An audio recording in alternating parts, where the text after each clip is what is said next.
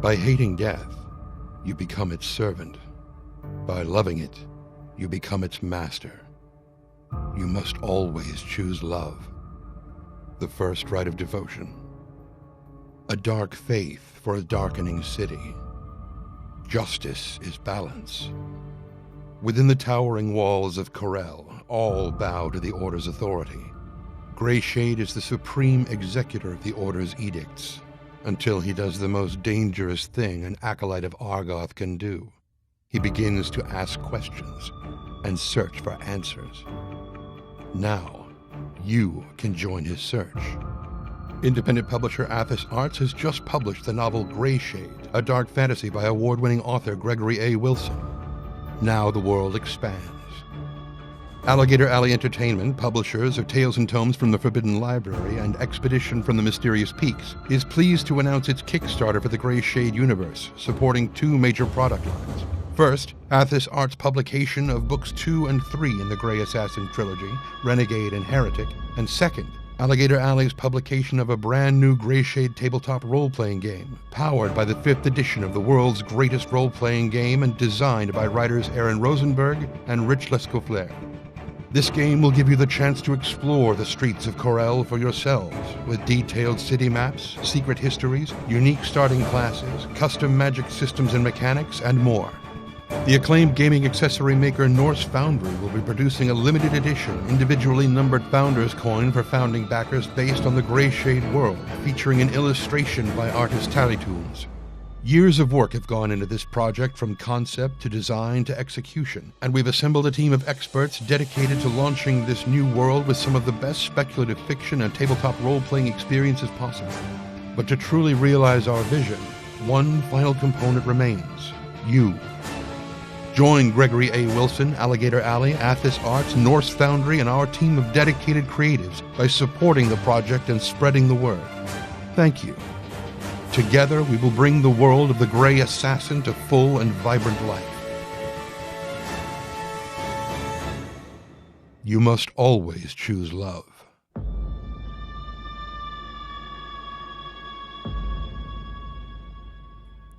Hey now, I wonder if any of you out there are as hyped as I am, because I am indeed hyped. Welcome, everybody. Welcome, Arvanauts, to a Tuesday night stream. It is 9:20, actually 9:19 p.m. Eastern, and we have a special stream for you tonight, everybody. A special stream that I am super excited to bring you about that thing you've just seen, which is about Grayshade. Grayshade, the Kickstarter, which, as you can see, has gotten more support today. We are up to 10,449 with 132 backers. We have a little bit over about 17 and a half days to go. We are going to be hitting the halfway mark late Wednesday, early Thursday morning, depending on how you count it, somewhere in there. So we're doing super well, and let's keep it up, man. If we could make 50% funding before the 50% mark, that would be pretty sweet. But I'd love to see that at least get over 10.5 today, if not more than that. So let's keep it up and spread the word. Before I go any further, I've talked already about this, but I do want to mention very quickly, again, you can support the channel in many ways: following it, subbing to the channel, resubbing to the channel. Thank you so much for doing that, Lone Wolf, and all that kind of stuff. But I'm not going to go through most channel stuff today, which is to be found at twitch.tv/Arvanelleron. But instead, I'm going to focus much more today on what we've got with Grayshade. So welcome all the lovely folks who have stopped by. And I am joined today by several very distinguished and special guests. So I'm going to unmute myself and apologize unreservedly for interrupting whoever I interrupted, because I can't hear you yet. And then I am going to unmute them. And I think it was Brandon I actually ended up interrupting. My apologies, I couldn't hear. We were sorry. talking about book reports. Oh no. Okay, book reports. Right, yes, very important subject. Very important subject, and I'm going to bring you all, chat, over to reveal this crew, these happy few. It is my great pleasure to welcome all of you to a special stream about Grayshade, the game. And we're looking here specifically at the tabletop role-playing game, the 5th edition powered role-playing game. And we're going to have a chance to talk about some aspects of it today. I am joined, of course, first of all, by my dear friend, I can't do it, there's the mirror, my dear friend, Brandon O'Brien, who, let it be said, is doing this right now, despite the fact that Trinidad is currently facing a warning for a tropical storm. So I want you to know that not even a tropical storm can keep Brandon O'Brien from doing what needs to be done. I am most grateful. And of course, if there's ever actual danger, Brandon will immediately shut this off because he's not a fool, and I would like him to be fine and healthy and safe. So Yes. just remember that. Brandon, how are you doing other than, staying inside from tropical storms? How's life with you? How are you doing right now? I am good. I do want to preface that, of course, I will indeed do whatever I need to do to be safe. But as a point of information, I'm pretty sure the tropical cyclone would disconnect me from the internet before any of that ever happened. I guess that's true. I suppose if it was like, the storm is taking down my house, but I'm still broadcasting. If at any moment I start like losing connection like I always do, and then I disappear, it's the storm's fault this time, not the PC's fault. To be very clear. Finally, I have an excuse. But yes, I am very excited to dig into this conversation. I'm very hype about Grayshade. As you know, I've had a lot of very good things to say about the first novel.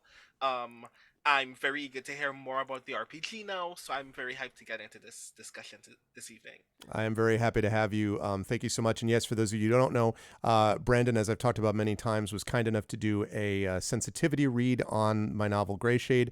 And then we had a really amazing, like seriously, I keep going back to it because it was just such an awesome conversation that gave me so many.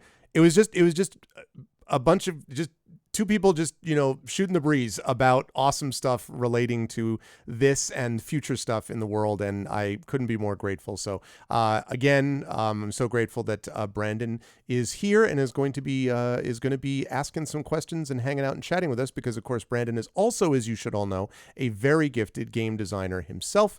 And you know this because you watch my streams where he is doing Sound Clash the Clampdown, his own game design, in addition to being an expert GM and, Hugo award-winning poet, like whatever, no big deal. Like, and you should get his collection, Can You Sign My Tentacle, which I have from Interstellar Flight Press. I have it. It's great. It's awesome. Yeah, that's it. You should go get that immediately. And in fact, I think we have, if I'm not mistaken, if I don't get it, Arudino will. There it is, Tentacle. You should go get that because Brandon is awesome. Thank you, Brandon, as always. Moving right on down the line, we have, of course, the inimitable Rich Lescouflair. And Rich, you should know for several reasons. Number one, because Rich is the designer of Esper Genesis, which is the first way that I got to know Rich, actually, because I reached out to Rich and Brian at the time about streaming Esper Genesis on this channel, and it all went from there. And boy, am I really glad I did that. Not just because it was such a great game and we finally wrapped up that campaign about a month and a month ago or so, but also because then I got to work with the wonderful people at Alligator Alley. So you should know Rich from that, but Rich is a DM's Guild adept, and Rich is multi-talented and is the designer of Expedition for the Mysterious Peaks, which we are also going to be doing a campaign of here, and is also the person who's going to be doing a lot of the 5th edition consultation/conversion stuff for Grayshade. So, Rich, welcome. How are you doing? You're not currently under tropical storm warning in Florida, are you? I want to make sure. This is Florida. We're always under tropical. Just in general, it's just a default warning. Oh man. But welcome. It's good to see you. How's everything been with you, and how are you feeling about? You feeling good about Kickstarter things to this point? How are you? Doing pretty well. Doing pretty great, actually. We have a lot of things going on here. Lots of projects. Actually, it's almost like it doesn't stop. I guess that's good and bad, but yeah. But at the same time, I'm really excited about everything that we have going on. Including Grayshade, which is going to be phenomenal. Yeah. And just working. that's all I can really say. Yeah, we've been talking quite a bit off air about, and then the work just keeps coming. But I appreciate Rich carving out some time for us tonight, and we will get right into it. But last but certainly not least, I want to also make sure that I welcome, also from Alligator Alley, Christopher Negelin, who's here with us. Chris, it is good to see you. And again, Chris, I've talked about several times on here as being a member of Alligator Alley and stuff like that. But I do want you to be the one to explain, Chris, about the work that you did for Cypher, because I still am kind of getting my head around the amount of Cypher stuff you were doing. So you want to explain what you were doing during that time for DM's Guild? Well, the DM's Guild is for 5e. Oh, sorry, not DM's Guild. Sorry. It's right. No.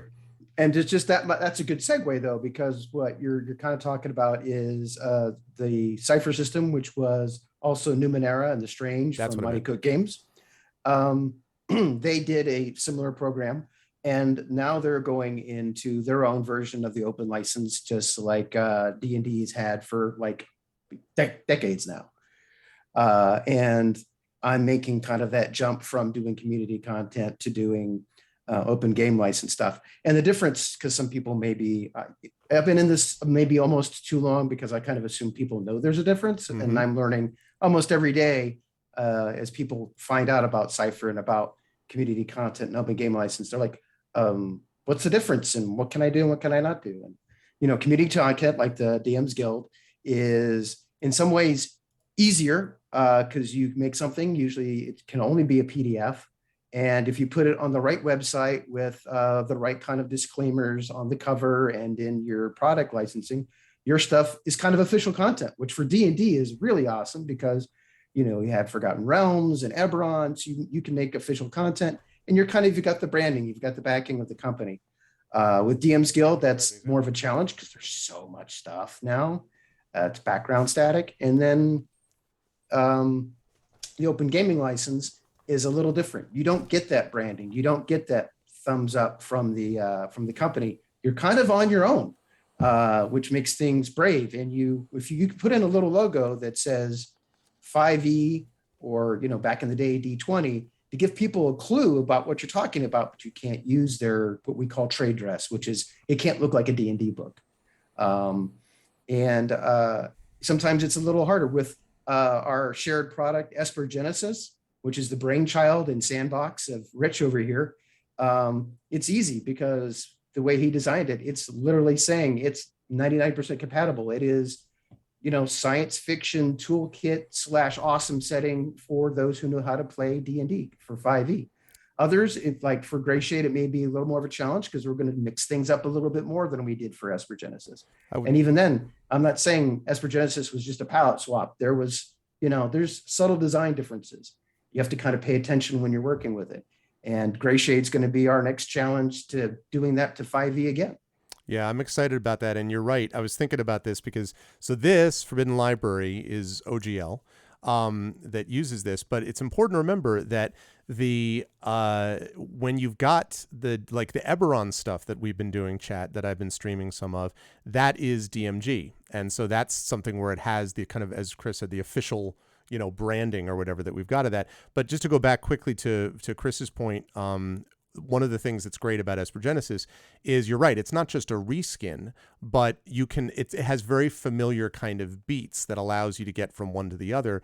And I have found that if it's done right, a lot of these systems which use the 5e rule set do so where there's a familiarity with some of the major statistics, but the feel is entirely different. You know, Adventures of Middle-earth, as done by Cubicle 7, is a 5th edition driven rule set, but it feels entirely different from playing something like Esper Genesis. You know, the corruption mechanics, the shadow mechanics, the journey rules, the audience rules. These are all things which are not just like bolted on, like give it a new coat of paint. It's something which really alters the effect of it. So that's something that I'm excited about for Grayshade as well. But so I guess we should start the discussion. And Brandon, I guess I should throw it to you as, you know, the person who is involved with the project, but is doing it with the outside game perspective, since you weren't working on the game side of this project so much.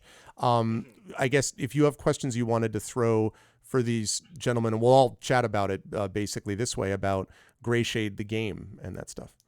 Oh yeah, because there was one question that I definitely had first and foremost, especially seeing Esper Genesis being played on this channel, knowing other people who have stuff inside Forbidden Library and stuff like that. I am mildly familiar with Alligator Alley's work. And now that we're getting into Grayshade, I'm very excited to see an RPG, and I'm very excited to give other people the opportunity to get into the same shenanigans that your protagonist does. But also as a designer, and seeing a lot of very radical things take place in the indie design space, with people either interacting with other indie systems or experimenting with their own systems from the ground up and making all kinds of radical things from it. Yeah. One of the first and very obvious questions that I have as a result is, why 5e? There's so many things happening in the world, and you could make your own thing too, and I trust that you also have that capacity, in part because of Esper Genesis in particular, and how fresh that feels, and how, like, I do feel in a lot of ways that there are things that if you took out the parts of Esper Genesis that are 5e flavored and decided to put your own engine inside there, it would be just as interesting, if not more so.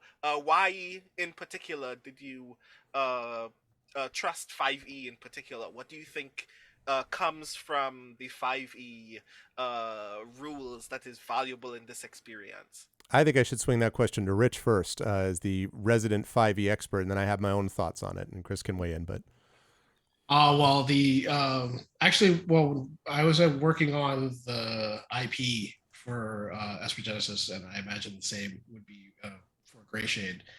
I was going to make my own system, but around that time, it was 5e was kind of getting its legs, and it was going mainstream, and it just kind of evoked all of the right feels for me. 5e, I mean, there is no perfect system, but as far as I was concerned, like 5e brought back all of the most important aspects of D&D that I loved growing up. Like everything that I found that was cool as far as the core mechanics were concerned. It was kind of like they just pick and chose from every single edition. It was like, let's wrap this together into something really cool that everybody kind of liked when they were doing it. And that's how 5e was for me. And I had noticed that the core system itself was very flexible. It lends towards universal compatibility.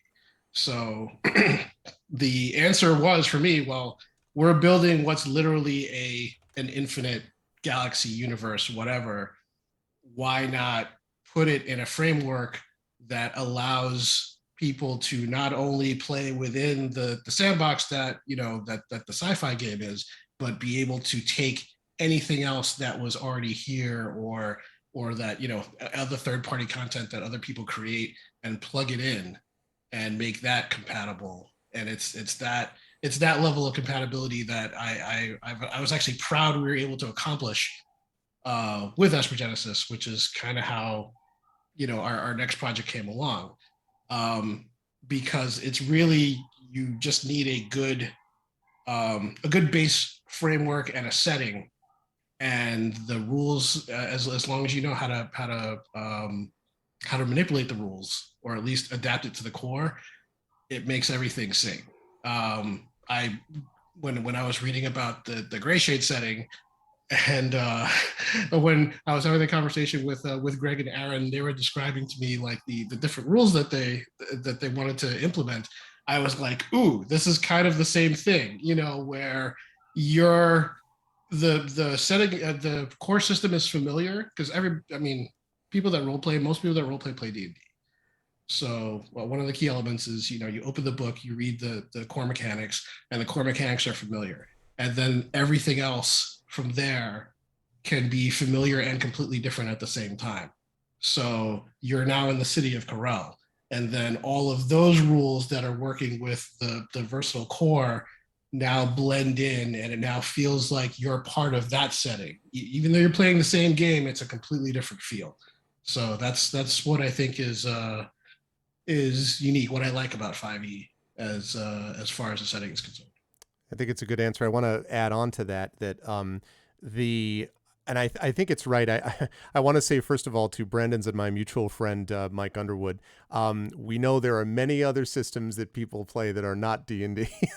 I would get in trouble if I didn't highlight, because of course I run a podcast with Brandon and Mike that highlights many systems, most of which tend not to be D&D, because D&D gets so much attention. And it's really, to me anyway, D&D is my favorite system, but it's less of a commentary on D&D in a way, and more of a commentary on just when there's an elephant in the room, it'd be nice if something else could fit in besides the elephant. And there's so many other great systems that are doing great work, which I think, Brandon, is the source of your question. So like, I for sure, I mean, there's a lot of great systems there. But to go back to what we were talking about, I think what you're talking about, Rich, reminds me quite a bit of something like, to use the example of, let's say, Blades in the Dark, which is so the system of the Blade system, or the Powered by the Apocalypse systems, right, are these things that work well because they don't feel like there's a system and then you just, again, cover it with a new coat of paint, but they merge well so that there's a basic accessibility level, and then people can be focusing their attention on the new stuff. So we don't have to go through, okay, what's each statistic mean? What's each stat? What's each this? What's each that? We know all that, right? We know the basics of it, or we can get them basically fairly quickly. And I should say that you can get the basic rules of D&D for free. You can download them for free off the internet. And that's another benefit, is that you have those rules right there. And then you can add on to it, not just the familiarity, but the accessibility of those rules. And then you can add on to it these other kinds of mechanics. The other thing is that when you're bolting on these different systems, some of them can be more closely hewed to the D&D line than others. So to use Espergenesis as an example, there are certain talents that exist right within the system that pretty clearly feel. The favorite one of my friend Zach Clay, who played Cosmeritis on the Espergenesis campaign, was Dimensional Pocket, which is basically a version of Rope Trick, right, from the original Dungeons and Dragons. Now, the thing about good God, I've been playing D&D for 40 years and I've been GMing it for 35. And I don't ever remember anyone getting as much use out of Rope Trick as Cosmeritis got out of Dimensional Pocket. Like in the middle of a ship, let me go into a dimension, and then the ship blows up and we're just there until another ship shows up underneath it. Or, within limits, there was a ship nearby, I promise. But like so many times, Dimensional Pocket was used for something, or for sneak attacks, or for all these kinds of things, probably bending the rules slightly of what Dimensional Pocket could do. But it was the rule of cool, right? And it was something which worked well, and it felt still very science fiction-y, but it was clearly a version of that spell. I think, I'm pretty confident that I'm not talking out of school there. So in Grayshade, there are similar aspects to that. The sound shifting magic system, which maybe we'll get into a little bit later on, a lot of that magic system, which deals with stuff about misdirection, which deals with distraction, a lot of them might even feel akin to like minor illusion, might be the sort of equivalent in D&D. So that stuff is going to be, those spells, those systems are going to be more closely related to what you might expect from a D&D magic system. Although again, there are unique qualities to it too, which maybe we'll talk about, but they certainly hew closer to that. On the other hand, there are other mechanics which I think work well outside what D&D typically provides, like the faith mechanic and stuff like that. So those things, the 5th edition is not only flexible in terms of what it allows you to do, it's also flexible in terms of how close you want to hew to the line and how far away from the line you get at different times. And it doesn't hurt that like some ungodly amount of the market is familiar with 5e, and so that's the other thing, that I would say about that. Yeah, like, it is still a perfectly fine answer to say why 5e, because everybody knows what 5e is. And I do get that is also a lot of that energy, which is why I guess one of the other questions that I have, and I think that question that I'll direct to Greg in particular, as someone who knows the world of Corel and all of the intricacies of how these characters interact with each other in particular. Dungeons and Dragons, from which 5e stems, is very good at creating, in the mind's eye of a lot of players, a kind of image of what high fantasy looks like and Totally. does. And that's a perfectly fair image. Nothing's wrong with the image. It's a really badass image.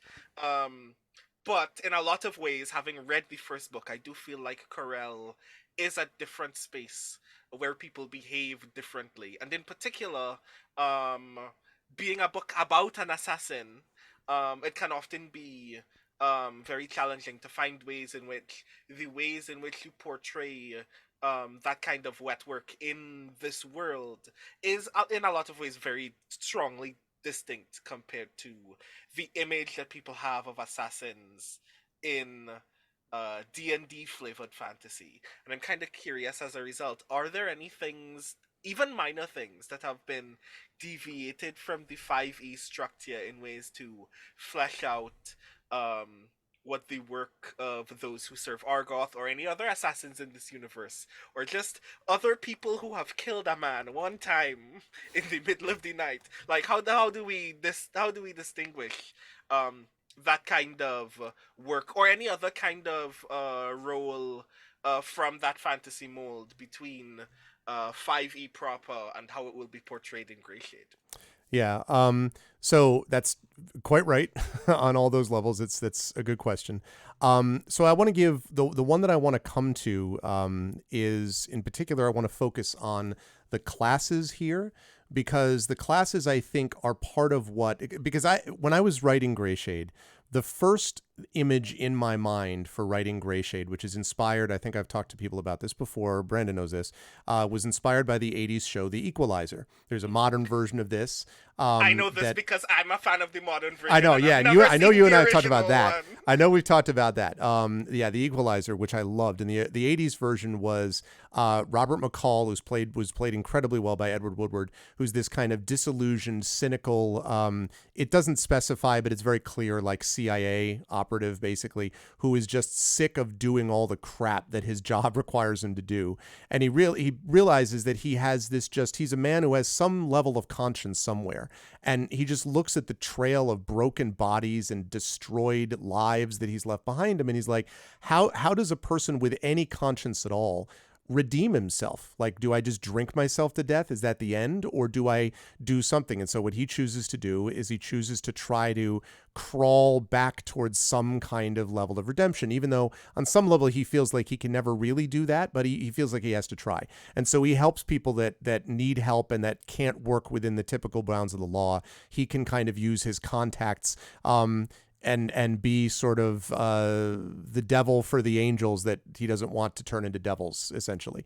I love that kind of story. And so that image of someone like that, except set in a world of intrigue that was driven by kind of dark sort of Lankmar and or Dunwall, sort of style, the winding dark alleys and that sort of thing. That was the image I had in my mind, was an assassin who decides that one day that he shouldn't be one anymore, like a man of conscience, a person of conscience.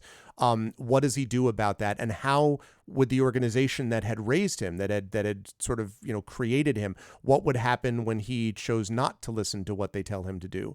And everything kind of started from there. So as you pointed out, it's all about the characters, right? So a lot of what I thought about then when I was talking to Aaron about the game and then started talking to Rich about it as well, was thinking about how the characters themselves are what make this. Corel is loosely modeled on Renaissance Venice, 15th, 16th century Venice. And what made Venice, honestly, was not even the canal structure or its particular, it wasn't, strategic location. It never had the largest army, right? What made Venice what it was there were three groups basically counterbalanced against each other. The three religious groups, Muslims, Christians, and Jews. And unlike most cities in Europe, the Magnificos, the leaders of the city of Venice, were doing everything they could to basically keep everyone from falling into open warfare, because they basically were like, you can do your religion, there are major caveats with this statement, sort of as you like, sort of, okay? Like, the Jews were kept in a ghetto. I don't want to overstate this. They were not liberal by any sense of the term. But compared to every other city-state in Europe, they were. And they were easily the most powerful economic city-state in Europe because of that. So there were basically the religious groups, if you will, the mercantile interests, and the nobles, the governors, the people who were trying to keep open warfare from happening. So I tried to put that into my city of Corel as well. And so the way that translates into the game is that there are a lot of we talk about rock, paper, scissors, balancing out classes that balance each other out, better than this on one thing, but this other class is better than them on the other thing, that sort of idea. This sort of thing happens with the classes. So we have 5 classes, starting ones, in Grayshade. There is the Acolyte, who is a fanatic religious assassin. That's the Grayshade character, the guy on the cover of the book. If you take a look at the cover of the book of Grayshade, you will know what I'm talking about immediately. It is a religious assassin who kills in the name of his god, their god, I should say, and who are trained in stealth and combat and infiltration. So you could argue that's sort of a roguish character, I guess. It's really closest to a D&D assassin. Maybe, fair enough. But the next character, the next class, is an informant. This is a sly information broker who knows how to find and profit from the information they gather. I wouldn't say there's a real corollary to that in D&D, at least not in the base classes. You could argue that rogues could do this, but it's not something that they're set to do. This is a particular class that puts a privilege and emphasis on their ability to gather and trade information.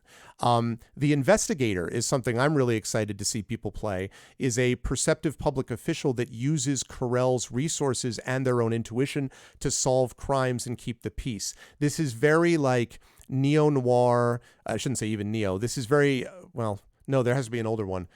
Vintage noir, older noir, Renaissance noir, this Renoir. There we go. Renoir. That's totally not an artist. No, it's a very sort of dark feeling kind of class that is sort of a Sam Spade, wander the streets at night trying to gather information from seedy tavern owners and things like that. And again, I don't think that there's a direct corollary to that exists, especially one who's also trying to keep things in line with the officials on the D&D side.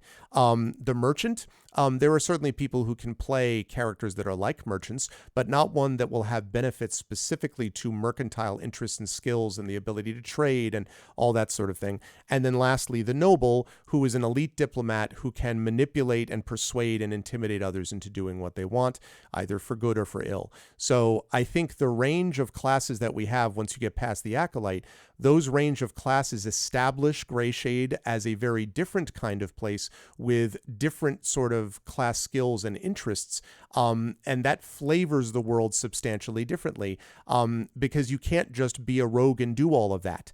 The emphasis is not for the informant on dexterity, right? The emphasis is not on how well you can climb walls, or that's the Acolyte does that, right? That's not what the informant does. And then the informant, by contrast, doesn't do what the investigator does, who can has to not only gather information, but then has to be able to move further, has to be able to gather evidence, has to be able to go to the right people, to be able to trap the criminals at the right moments, to be able to stop crimes from happening, and so on. So there is I think the classes themselves, more than anything else to me, create a very different feel about how the game will actually play out. And we also have bonus classes we've got down the line, but I'm not going to spoil those.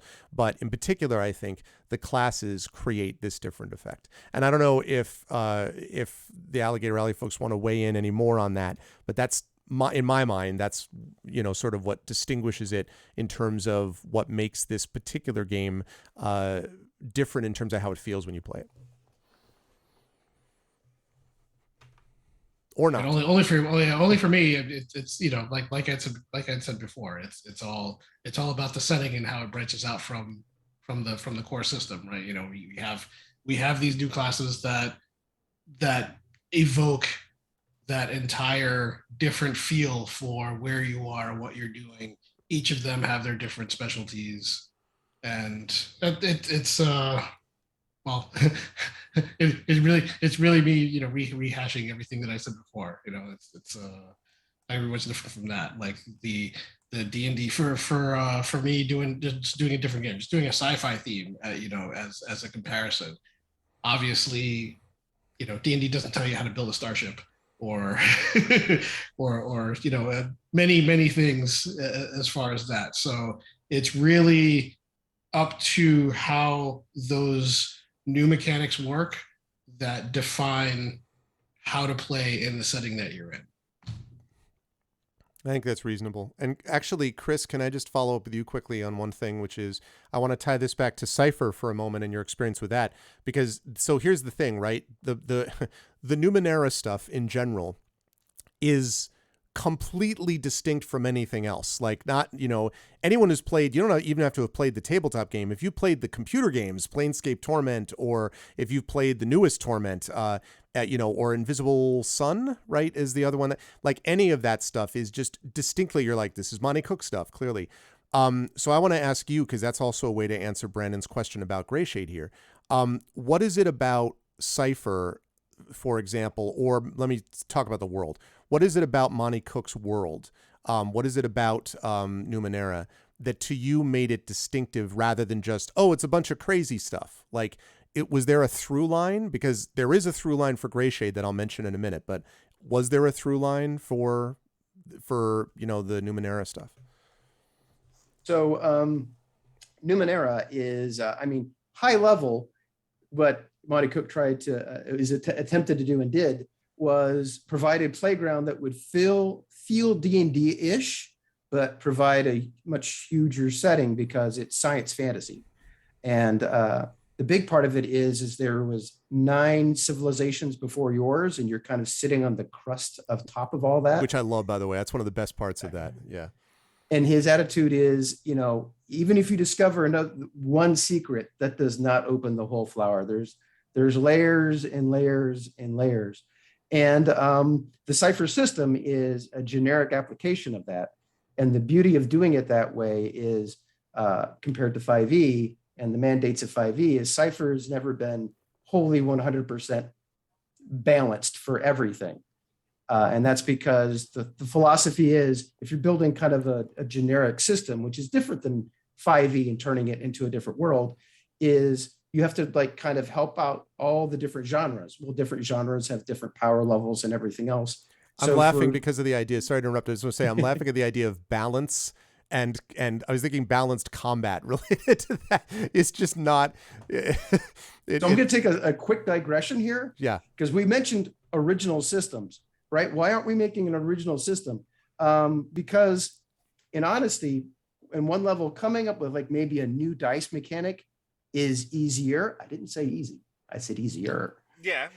And coming up, but I can tell you from pure practice, taking a dice mechanic and turning it to an actual game system that's supposed to have kind of a campaign length to it and character advancement to it is hard and long and has many rabbit hole traps and pitfalls to get into. Yep.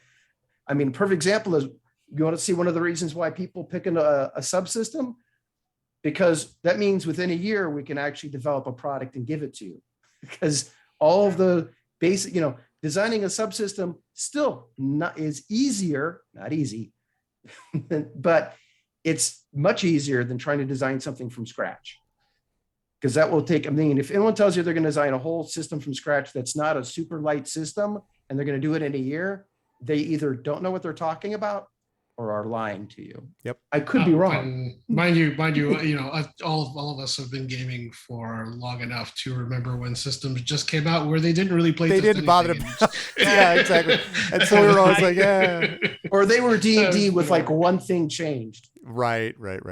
This is the perfect system. And it's armor class works differently. Fantasy heartbreakers. That's what we used to call them. I am a baby in the industry, but I have heard stories about on both ends of the continuum, games that obviously a group of people who really like each other made and just put out into the world without having to look at it ever again. Or one person at his dinner table every day for 10 years making a game where you have to roll a die to see how much hair you have on your head. So yes. Yep. I imagine it is indeed quite intensive. I have, before you go on to your next thing, I have sitting on my shelf back there many of those things. And that thing I'm pointing at is Amoeba Wars, which came out from Avalon Hill in the mid-1980s. And Avalon Hill is legendary for producing massive rule books with games that I don't think a lot of people ever played because they were so freaking complicated. Like Amoeba Wars literally tells you what direction the pseudopods, it's just mind-boggling. And yeah, it's either that or you'd have a game there like this is completely random. Chainsaw Warrior from Games Workshop was a solo game back then, which was complete luck, like just utter luck. You had to find the one thing in the deck you could find. And I don't know, it wasn't that we just didn't care. I think it's that none of us talked to each other because there was no internet. So we just played it and we're like, yeah, I lost again for the 700th time. Well, I don't have a computer. Let me try it again. It was a different time. But yeah, balance. not so much. Yeah, I mean, sometimes struggling against a lack of balance is the joy of the game, but that Right. doesn't work for everybody. No. And there were situations where like you just kind of love the setting so much, or you love the game itself so much that you just kind of made it work. Yeah, Palladium. absolutely. I didn't say. Did I say Palladium? I'm sorry. Tales from Flaws? What flaws? I don't see any flaws. Oh my god! And like again, as perhaps one of the the only baby in this group really who has never experienced a great deal of most of gaming culture. When people like remind me that stuff like King's Quest exists, I'm like, this is a thing that you play because you enjoyed it? I mean, not really. You know, the people who tell you like, oh, I want old school. I'm like, we played old school because we had to. Like, nobody liked wizardry. I'm convinced nobody really liked wizardry. Nobody did. Anyway. So I'm going to jump in real quick because there is no wrong, bad, wrong, fun, right? No. But for my play style, I have felt like the rogue, the thief, the assassin in D&D has taken an evolution. I mean, back in the day, I wanted to play a roguish character, and I had to be good at what I had to be because those were the things I could be. I didn't have any flexibility in choosing what I wanted to. Slight disclaimer, by the way. My favorite original character was called Granner. He was a thief, and he kept resurrecting because the joke was every time there was like a critical fumble, he got it. Like climbing a wall. Hey, there's a guard up there. The elven archer. I'm going to take care of that guard. Oh, I rolled a 1. It hit Granner instead. Yeah. Constantly. So if you don't mind, you don't mind if I interrupt to pull us back before we start getting yeah. Let's not get too far off. We're start getting really grognardy, you know. Yeah, that's right.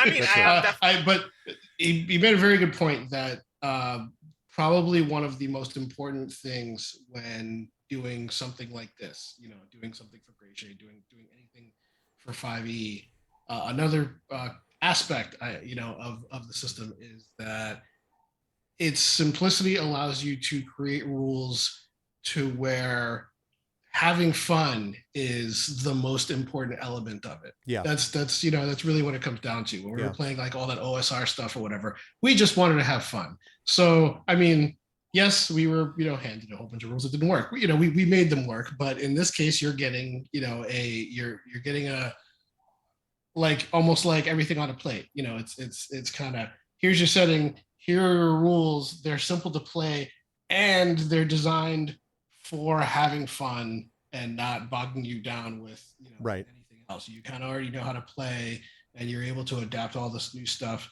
to just launch in and have a good time, which is, I guess, why we do all this in the first place. Absolutely, and with hopefully an evocative backdrop that kind of provides the the grounding to be able to. What you're getting, the dark city that you roam looking for it. That's got a certain feel to it that some people, I hope a lot of people are going to dig. So sorry, Brandon, on you. So like you lead into the next question that I have, which like has 2 very distinct layers. So one of the things that I'm particularly really excited about to learn more about when the RPG finally comes out are some of the new mechanical structures in the game, and in particular, very intrigued by how the faith system is going to work. Because if you read Grayshade, I've read Grayshade. If you haven't read Grayshade, everyone in the chat, you should solve that problem very quickly. The way that characters interact with communities of faith in this book is very complicated and very fraught, and in a lot of ways very hostile in very obviously social ways that I'm very intrigued to see how it plays out in the game, not only because that's a new thing that we're pairing with 5e, and I'm very excited to see people interact with it, but and this is specifically for Greg, because we play RPGs, we stream RPGs, we are aware that this is now an entertainment medium where a lot of players are enjoying the act of role-playing as an act of public storytelling for others. I kind of wanted to hear from Rich and Christopher how you feel about implementing mechanics like the faith mechanic on a rules-based level, what you want people to get from it through play, And Greg, what you want people to get through interacting with it on a storytelling level, knowing that essentially this is an opportunity for other people to be in your world and like discover exactly how, in a lot of ways, very horrid Corel is as a place. Yeah. And functionally tell their own canon about the experiences that you have already codified in the novel itself. So let me start with that, and then I want to hear, because that way Rich can take the 5e portion of this.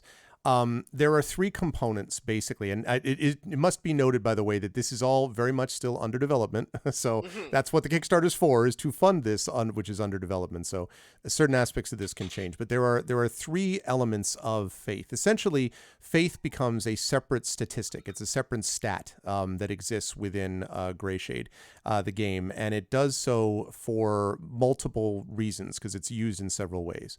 The first is that the statistic of faith is basically something that gives you, there are tests that are basically used of your faith stat throughout the course of the game.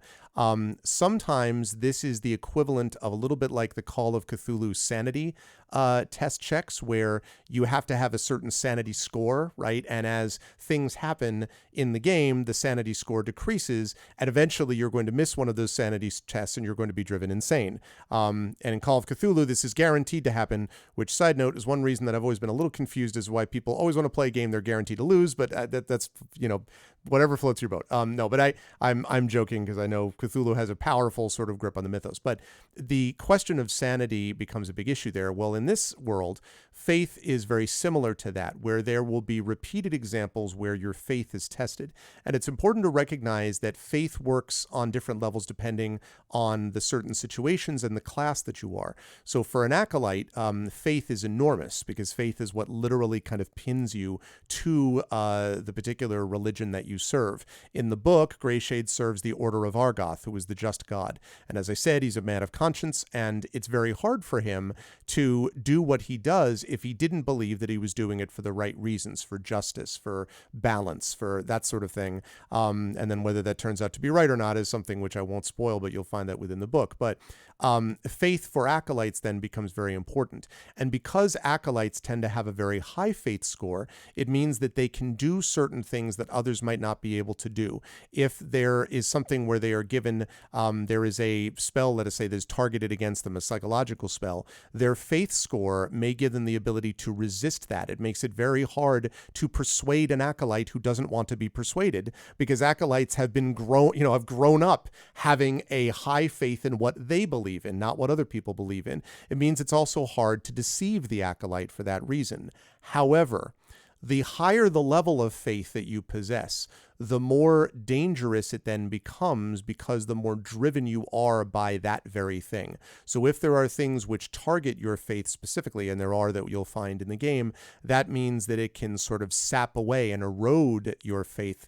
And the less faith an acolyte has, the less powerful they become. A lot of it is driven by that stat. So it is the sort of the strength of their faith, which gives them a lot of their, the power in this world, is also a weakness, because it is a statistic and a kind of an axis for them that can be targeted. So that's one element of faith. The second element of faith is that faith can sometimes be used almost like a bending luck statistic. So it can be used to alter the effect of certain rolls and things like that, at the risk, however, of, again, affecting your overall faith score. So when you test faith, when you make these the equivalent of like sanity checks, but in this case, we're talking about bending luck so you can do spectacular things. Those things make it more likely that you may lose faith more quickly, because you are stressing yourself, because you're pushing yourself to the limit. And by doing that, it makes it more likely that you're going to drop this down. So it's not as much of a cheating mechanic as much as it is of an abstraction of people who can push themselves by sheer force of will to be able to do things that others might not be able to do. And so it's kind of a double-edged sword. And I love mechanics and systems like that, where the strength of something can also become its weakness. So you have to balance out a little bit how much you use a particular thing and how high you want to pin a particular stat because of the implications of what it has down the line. That is, I will say, something which D&D does not, in 5e, doesn't necessarily get all the time, because you just want high scores in everything theoretically, right? Like if you didn't care about role play, it would be great if you were just like 18, 18, 18, 18. Like you'd want, you know, how many of us sat at like Baldur's Gate and kept clicking reroll, reroll, reroll, reroll, right? So we could get the 18, and then that was second edition, I think. So it was 18 00. You know, you wanted all those, like the highest scores you could. Here there is a sense that it's a risk to get the faith score as high as you could conceivably get it. So there's that. And then the last use of faith is there are certain minimum requirements for particular skills and even certain spells. You'd have to have a certain faith amount to be able to use those skills. So there will be times where your ability, for example, to resist particular forms of sonic magic, of sound shifting, that only is going to be able to happen if you have a high enough faith to do so. And so there will be times where you will need to find ways to sort of bolster your faith to be able to get through a particular area. But then you need to be able to do it in such a way that you're like, okay, I overdone it and become so dogmatic and driven that now I'm susceptible to people who just target faith alone and just that statistic. So it is a balancing act. Faith is used for multiple different things within the game. And to me, it is a statistic that I find most fascinating because, as you said, Brandon, it's the thing that kind of, for me, underpinned the writing of the book, the line between faith and dogma. And I would like people, when they're playing it, to have that same feeling that I can do amazing things with belief, but I have to be careful when belief becomes unreasoning fanaticism. And that line between belief and fanaticism is a line that Grayshade has to walk in the book, and I think it's fun for people to be able to walk it in the game as well. So that's my answer to it in a 1,000,000 foot view. So. So yeah, I'm very excited to see people actually interact with that, because I also do think that it's a very significant part of the story of Grayshade, and I think that through the act of role playing it, people are probably going to learn a lot about their own interactions with their own faith and faith communities that they're in or not in, and ask a lot of very concerned questions about those kinds of interactions in the real world. But I also want to hear from the Alligator Alley folks about the process of actually plugging it in mechanically. How do you all feel about the way that faith works? What do you think people are going to get from it on a play level in that sense? I think it's going to be cool. Probably the one thing that gets overshadowed very often in a lot of D&D adventures is every adventure has like every good adventure, I should say, has three primary elements, and it's not just combat. There's your exploration side, and then there's your social side. If you actually go through a lot of the social system rules in 5e, they're actually very deep, very right? they're very elegantly done and Totally very nuanced. And because they don't take as many pages as the combat rules, they often get overlooked when they can become a major engine for a very cool way of telling a story and getting someone into the setting. And I think the faith mechanic would probably, actually, I would say would definitely take that system and not only expand it to where it becomes almost like a regular event as far as playing a character, because of the way that the faith mechanic was described by Greg. It also chains it together with everything you can do with the other two pillars, as far as your exploration, as far as your combat encounters. Everything is going to be interconnected, and I really love that, because part of actually a major part of the role-playing game is the actual role-playing element. Yeah, big time. It's my favorite part. Becoming your character, expressing your character. And I think that mechanic brings in those often forgotten or overlooked rules and change them in very well into everything. Definitely think it's going to be something much meatier than what you get in the back of the DMG with the honor system. And I'm trying to think what the other system that's in there, the fear system that's in there. Definitely much meatier and much more interactive. And maybe more foregrounded, and It's that's definitely one more of the fun. ideas. That's kind of, yeah, like putting it in a way that people are aware of it. I do want to mention just quickly, there was Rudinell commented in chat about being excited about it, and not huge on religion as a rule, but getting to play a merchant and all that. And one of the things I think is important is that faith is defined broadly because there are different aspects in which faith can play in, right? For example, it is possible for an investigator to be able to bolster his faith, because his faith is not so much in a given God, it is in the system of rules and justice within which they believe, or they better believe if they're going to do their job right. Like if you're an investigator in Corel, it kind of sucks. Like it's just that you've got three groups that are forever at each other's throats. You've got a bunch of religions and things. You've got governments that are overtaxed and they just stretch too thin, and it's a fairly big city, and it's hard. And so you better have some basic belief in what you're doing. And that was always the appeal to me of, again, these noir stories. Think about even something like Blade Runner. What keeps something like Deckard going? What is it that keeps something like these people who just are constantly like, oh, well, it was another dreary day on the dreary streets, and like, why? Because there's something down there of, I'm going to do the right thing anyway. I'm going to do what I think is the right thing anyway because it's there to be done. And I really think there is, maybe, I don't know, without getting too directly, in a dark time, let's say, in difficult times, I feel like that speaks to us too. I feel like it speaks to a certain resilience of the human spirit that's there anyway. And I think faith can reflect that. Again, without going into fanaticism, and that's always the danger. But I think so faith can be reflective of that generally also. So I wanted to just throw that out there too. I'm just gonna add, because everybody else got an opportunity to geek out about a thing. I'm gonna geek out about the thing. I really enjoy personally that you tie a lot of this to noir. Again, I could geek out a whole lot about the new the reboot of the Equalizer. We've had this conversation Yeah. before. Instead, I'm gonna take this moment to, as usual, and Greg will know that I do this on a regular basis, rope in the two strangers in this chat for me geeking out yet again about Kamen Rider. Oh wait, I was waiting for it. Yes, there it is. So like, there's this Kamen Rider series called Kamen Rider Double, and I'm not gonna get into a lot of it, in part because I want people to watch it. But the protagonist of that series is a hard-boiled detective, and I put that in quotes because the joke is he's not good at being hard-boiled. He doesn't know how to play pool.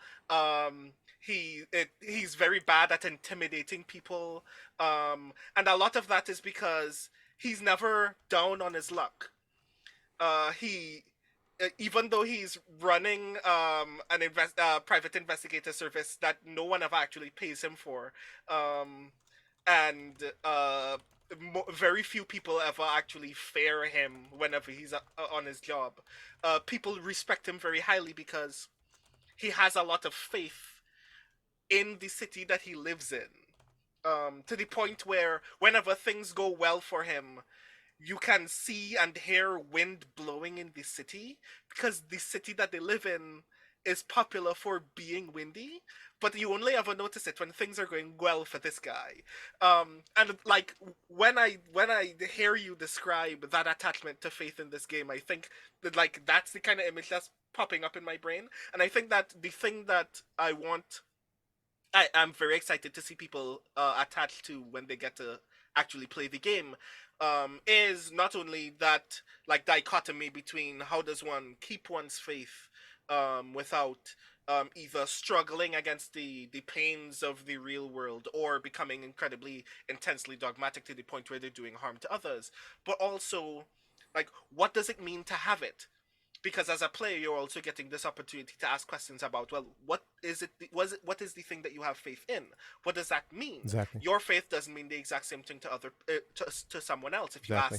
If you ask 5 Christians what the Christian creed means in their lives, you'll get 6 answers. And I'm very excited to see people interact with that as well, and see the resulting story be people discovering how multifaceted not only possessing faith is, but seeing faith interact with people among different walks of life who believe in different things, who believe in the same thing for different reasons in different ways, and how that manifests in this world is very intriguing to me, and I'm very excited to actually get my hands on the game.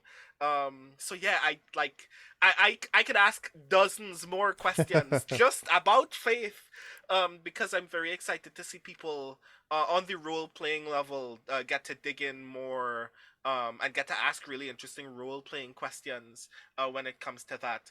Which is why I'm putting my foot down right now that when the game is out, we're playing a one shot on this channel. Oh, dude, a one shot.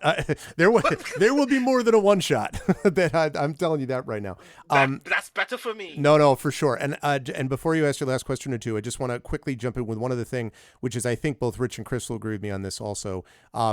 I also think it's important that I really want the mechanics of the game to, in some ways, enhance the way that we can tell this story. So I love storytelling stuff, right? That's my life. It's what I do. I'm a storyteller. But I think storytelling in game form, I certainly love narrative form games, but the looser and looser and looser and looser it gets, there's a certain point where you're like, we could just sit around and play make-believe, and that's totally reasonable to do that.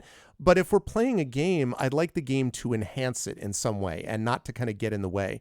And so the nice thing about some of the mechanics we've talked about, I'd like to think, is that it gives us the opportunity to use these mechanics like this faith thing that I talked about a bit to sort of quantify into game form a little bit of an abstraction. It's the same way that hit points, in a way, are an abstraction for life existence. Hit points are not, I lost a hit point, so that means you hurt my wrist.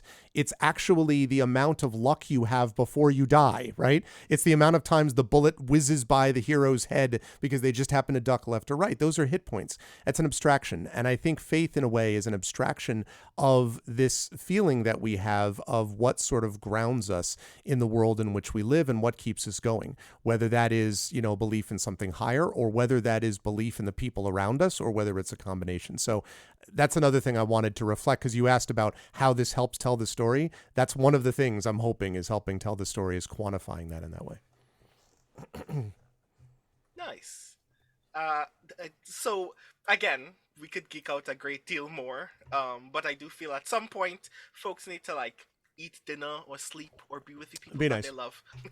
So I will ask the one very brief closing question, which is,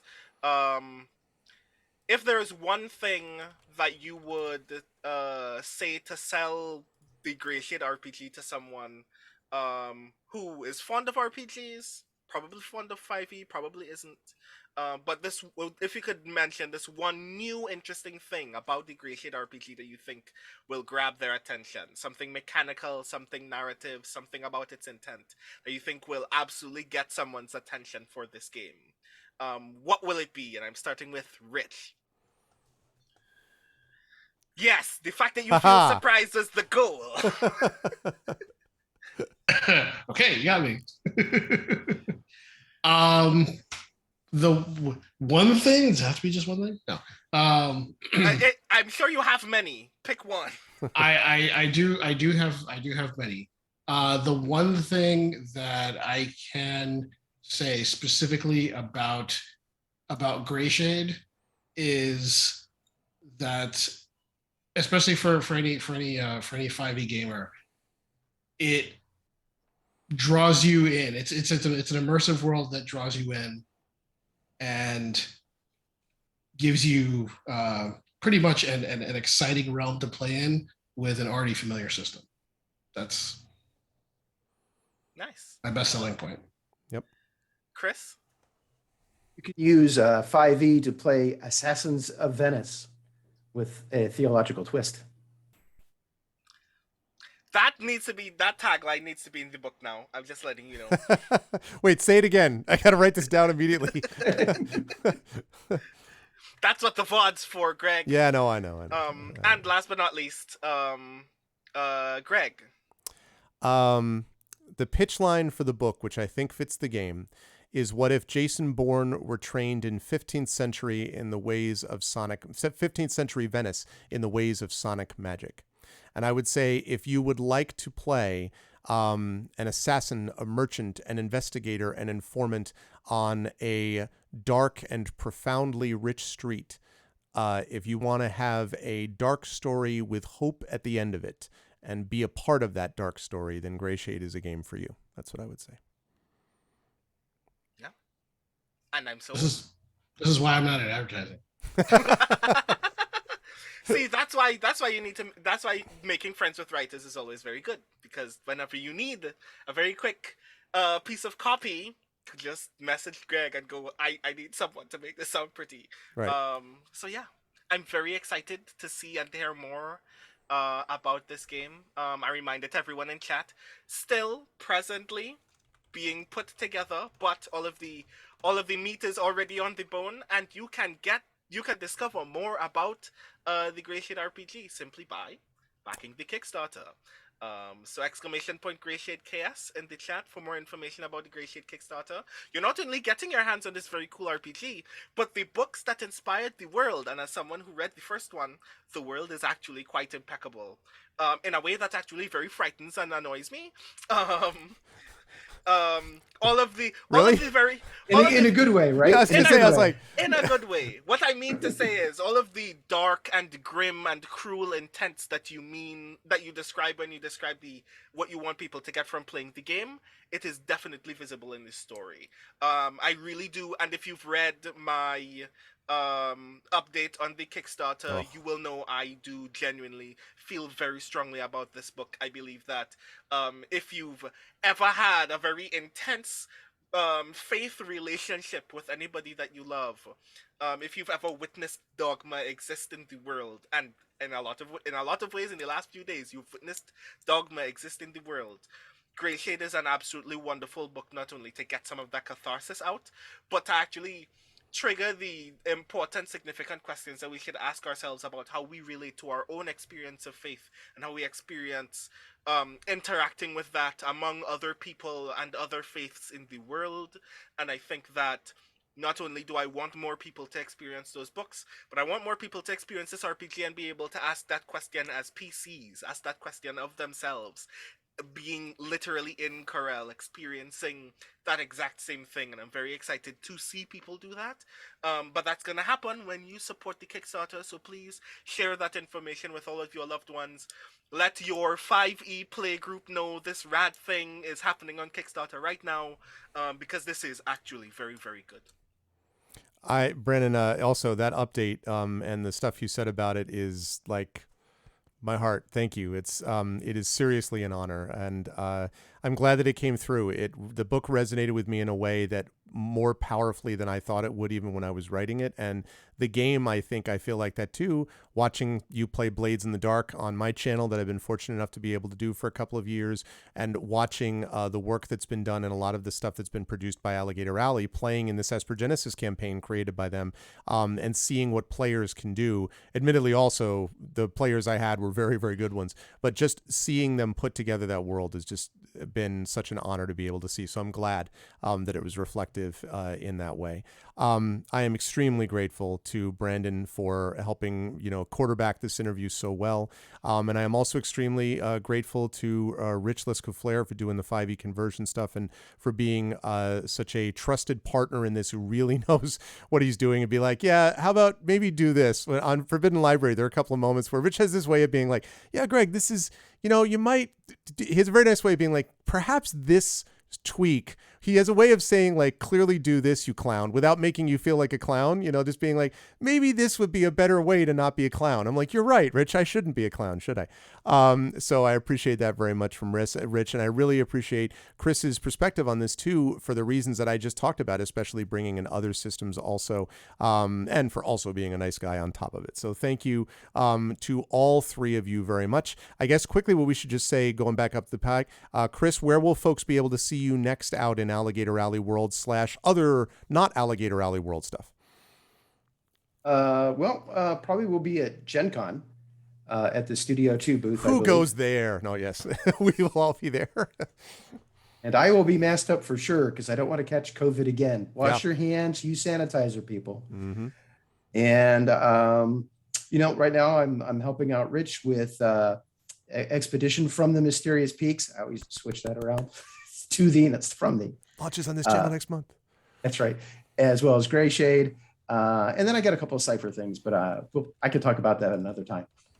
Thanks, Chris. I appreciate that. Yeah. Speaking of which, I need to make sure I get all the rules that Rich has ever had about Mysterious Peaks to me, because my players started asking about new classes. I'm like, I'll get right to it. I'm sure I'll be excited. But yeah, that's going to launch next week. Thank you. Next month. Thank you, Chris, on my channel. Thank you so much, Chris, for being here. Rich, same question to you. I know you're doing a million things. Obviously, Grayshade's a big sort of focus right now. Besides that, anything else you want to highlight that people should look at? Apparently I'm making new classes for Expedition for this week. At least one, there's so I can show them. At least one. Be like, oh yeah, that's it. That's great. I will also be at Gen Con. I will be standing next to Chris, watching him sell books. And we are actually planning a whole big thing with Esper Genesis and Mysterious Peaks, because we kind of want to use that as a bridge for other campaign stuff, including, possibly expanding Hearthglow Academy, which is on the same world, for Forbidden Library. Library. Yeah, we want to get into doing that, and we also want to work on our other Genesis stuff. And we actually have a big event happening at Gamehole Con. Which is November? Next time. October. October. Okay. Yeah. We're gonna have our first multi-table, like, epic Starship Battle Interactive. Slick. Front for Esper Genesis. So I'm really excited about that. But yeah, as far as me is concerned, other than my freelance work, Esper Genesis is kind of where I am. Grayshade, Mysterious Peaks. That's kind of my world at the moment, and will be for the next year or so. Absolutely. Thank you, Rich. Again, great work on all of that. And yeah, and Mysterious Peaks is going to be amazing, folks. It's great. Trust me. So it's going to be great too. Thank you, Rich, as always. Last but certainly not least, Brandon, as always, wonderful, thoughtful interviewing work. Always. I mean, like, when are you not this way? But, and there was no tropical storm thing that stopped you from broadcasting. Let it be said. So thank you to the weather gods for keeping holding off. Anything you want to highlight? I mean, I will say that Brandon will be back with me tomorrow night. I should say, before I let them go, tomorrow night, Wednesday at 9 p.m. Eastern, Brandon will be back with me with Eric Weiner from Alligator Alley. Eric is the co-owner of Alligator Alley, and Eric's going to be talking about stuff relating to also World and Witch Hunter, which Eric had a big hand in, because there's connections with my world as well. So you'll want to stop back for that, but I wanted to mention that too. But besides that, Brandon, hanging out on my channel all the time, talking Grayshade things, what else are you going to be doing that people should focus on from you? Thank you again for, let me literally knock on wood. No tropical cyclone effects so far. Very excited, very glad to have still been here to have this wonderful conversation. As per usual, I am attempting to steal this channel out from under you. I'm gonna be here to chat with Eric tomorrow night, so we can talk a lot more about the Grayshade RPG stuff. I am doing speculate stuff later this month as well, because we are not only still in the middle of Girl by Moonlight Fractal Spire, which is going very wonderfully, Intense, and I'm yeah. very excited to get into more magical girl dream shenanigans with the Strange Friends, our regular playgroup, as a part of Speculate. But we just started Court of Blades as well, and I'm very excited for our first session very soon, because we decided to make our own world. So of course I am very excited to eat hallucinogenic fruits at some point in the very future on that game. This is very true. It was a very interesting experience. And of course, since it was I mentioned, mean, not and- really hallucinate. I just want, I didn't personally. Sorry, just want to be clear. Right. Yeah, sure. You didn't inhale. We get No, it. not at all. I'm not. Don't inhale fruit. Who does that? One of these before our game starts, I'm gonna write a whole essay about how I think those how those fruits actually work, because we never answered like, do we make juice from it? Blah blah blah. That's Yeah. gonna be fun. But also since Chris and Rich also mentioned it, and because Greg will also be there as well, I should also mention, if you want to meet me in person, I will also be at Gen Con. So I guess that means that I need to buy some Alligator Alley stuff. Now that I know that y'all are going to be there, that's going to be very exciting to be a part of the Gen Con Writers Symposium. Special The first guest, time- Brandon is a special guest, by the way. Yes, Yeah. and for people who are thinking about coming to Gen Con, once you have gotten your vaccinations and are wearing a mask, this will be the first time that the entire Speculate triumvirate will ever have been in the same country at once. That's right. Let alone the same stage, place in the let alone country. the same room. Yeah, So no. that's a wonderful opportunity for you to possibly interact with us all at once, and we might do a Speculate thing. We're still trying to figure that out. So yeah. Please think about joining us at Gen Con once you have gotten your vaccinations and are wearing your masks. So yeah, that's me. That's going to be it. And by the way, at that place, we will be doing a special live audience D&D event with Mike and Brandon at the same table with a few others. And it was that was the genesis of Tales and Tomes from the Forbidden Library, which eventually was published by these folks. So it all comes full circle. So, and I know other people in chat will be at Gen Con as well. I'm going to let these folks go. Thank you so much to Christopher Negelin. Thank you to Rich Lescouflair. Thank you to Brandon O'Brien. Gentlemen, it was a pleasure. Thank you so much for all of it. Chat, can we get some love for them? And I will see Brandon back here tomorrow night, but the other two, I will see you on Grayshade chats and the like as we go along. Have a good night, everyone. Bye, everybody. Have a good night. Thanks. All right. And that, folks, is going to do it for us. That was a real pleasure. I really enjoyed that. And man, is Brandon such a good interviewer. He has a way of just like asking questions and tying things in that make complete sense.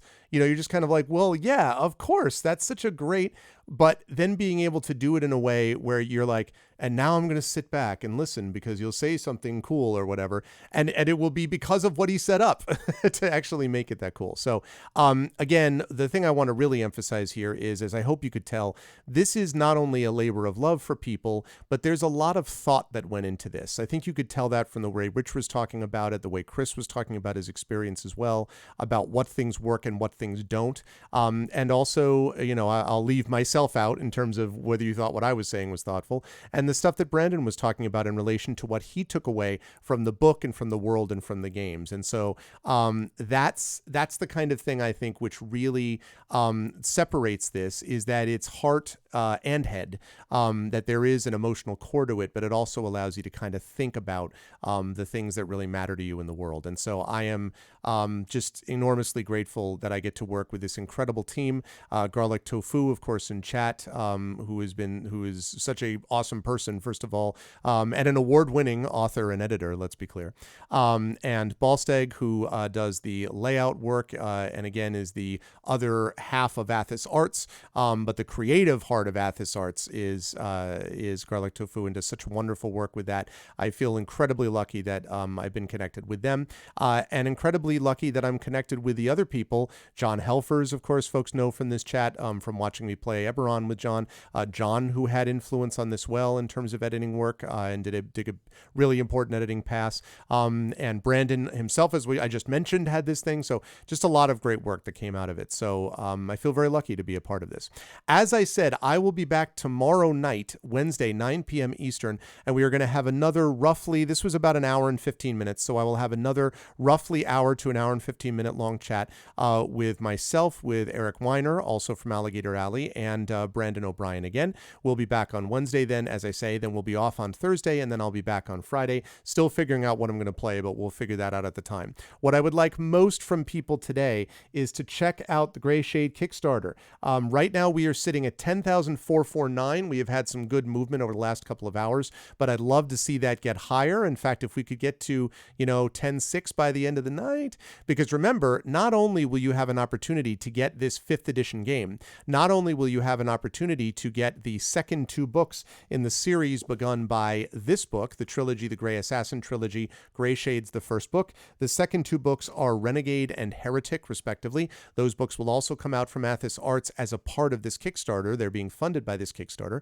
And then the game funded by this Kickstarter. And then the Norse Foundry coin with Tari Tunes doing the image of that, the one who put the illustration together of that limited edition individually numbered Founders coin that you can get. The earlier you get a sign on that pledge, the earlier you can get that coin. But not only can you do all of those things, but you can also now get an audiobook which will be registered the minute that we fund. So that is to say, as soon as we're funded, that means the audiobook has become funded. It is no longer a stretch goal. So that's really awesome if you had a chance to watch that video, because that Kickstarter video really shows you what Trent's able to do as an example. And his range, his work is just like, it's phenomenal. So I am super excited that Trent is going to be doing that audiobook for us. And I'm really glad that Athos Arts has demonstrated the confidence in being willing to put this as a funding goal instead of a stretch goal. That shows you what they think of this project. And it's in that confident spirit that I want us to be able to go ahead. So please consider supporting that way. Also remember that we have 132 backers, and we are now only 68 backers away from opening up a bonus class. So remember, I told you about the 5 classes that we've got in the game right now. That is Acolyte, Infiltrator, Investigator, Merchant, and Noble. But we have another class that we're going to be able to open up. And what's more, when we reach that 200 backer level, the backers will be able to vote on which of 3 options will be the ones that will be fully developed as a character class. So you will have a chance to actually have a say in the shaping of how the game is going to appear. So, and then we've got, of course, many more stretch goals down the line, but it's going to start with that. So that's only 68 backers away. And remember, you can back for as little as $1. And the audiobook, which is now an add-on available right now, is $10. If you pledged already, you can go in there and up the pledge by $10, and you can get the audiobook when the audiobook is available once we reach funding. And so that's awesome. I think that gives us a lot of opportunity to do things. So please go in and back the Kickstarter, and please let people know about it. If this was of interest to you, please spread the word in all of the places. If you can use the hashtag Grey Assassin, that would be super useful as well. And let's keep at it, folks. We are in good shape. We're not quite halfway through, but we really need to keep pushing because, it's 25,000 is the goal. So we got farther to go, but I know that we can get there. I'm confident we will get there as long as we continue to move forward in this direction. If you like what you saw and heard tonight, please follow the channel, check out the YouTube, and do all that good stuff, ! ArvTube for that. I'm not going to go through all the stuff I usually do on my channel because I've already done it a bunch of times today. I will talk more about that again tomorrow, but I did want to let people know about that now. I'm going to outro out using that Kickstarter video, but again, check out the Kickstarter, support, and please spread the word about it. And I want to thank all the amazing folks who watched tonight. Thank you to my wonderful mods. Rudnell, I hope you're feeling better, man. Thank you to Garlic Tofu, to Shadowed Mage, good to see you, Shadowed, to Triffid, Emats, and of course to the wonderful Rising Tides. Thank you so much for being the sort of lead interview on this today. It was great. I really appreciate it. Thank you, Brandon. Wonderful stuff as always. Thank you as well to my subscribers and Patreon supporters, Rudnell, Garlic Tofu, Shadowed Mage, Triffid, the Rising Tides, Crit Twitch, Lone Wolf, and Mrs. Dunsel. Thank you. Thank you as well to my viewers, to 420. Thank you to Askamatsa, to Brahms, Jules. Thank you to Chaotix, to Darth Sisu, to Dragonspear, who's a mod and isn't showing up there for some reason, to Gonza Gaming. I know who that is, and thank you to Gonza Gaming again for being here. Thank you to Laura Kraft. Thank you to Nonstop. Thank you to Polymathematics. Thank you to Sophia Fox, to Supa, and Yumikkel. Thank you all so much. And as I say that, we hit 10,659. Wait, do we? Hold on just a moment. Wait a minute. Yep, there it is. 10,659. 133 backers, 10,659. Thank you, everybody. Thank you so much. That's great. That's exactly the kind of good news that I like to see. So let's keep it up. Let's keep on rolling. 133 backers, 67 backers away from hitting that bonus class goal. And thank you all for being such awesome people. I love it. And thank you again to the interview folks, to Rich, to Chris, and to Brandon for being with me for this interview. That was awesome. Chat, I will see all of you lovely folks tomorrow night, Wednesday, 9 p.m. Eastern, with Eric Weiner from Alligator Alley and the amazing Brandon O'Brien. Until then, everyone, please be good to each other. And thank you all. Have a good night.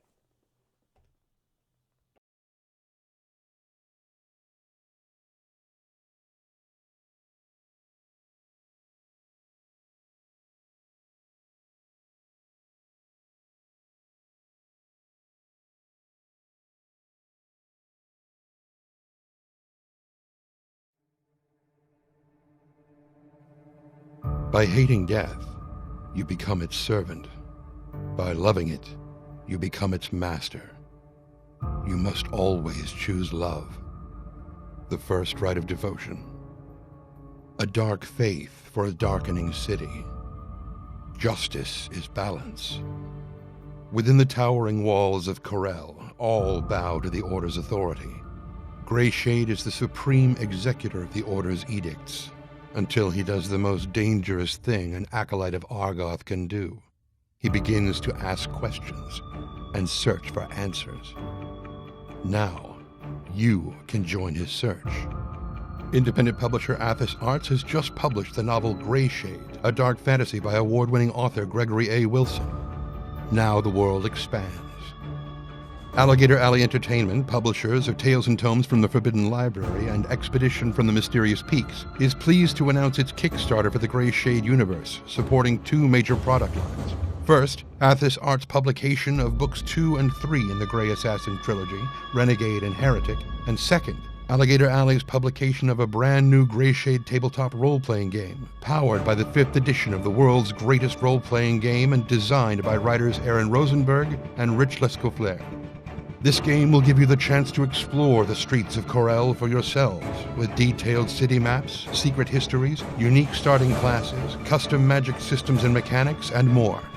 The acclaimed gaming accessory maker Norse Foundry will be producing a limited edition, individually numbered Founders coin for founding backers based on the Grayshade world, featuring an illustration by artist Tallytoons. Years of work have gone into this project, from concept to design to execution, and we've assembled a team of experts dedicated to launching this new world with some of the best speculative fiction and tabletop role-playing experiences possible.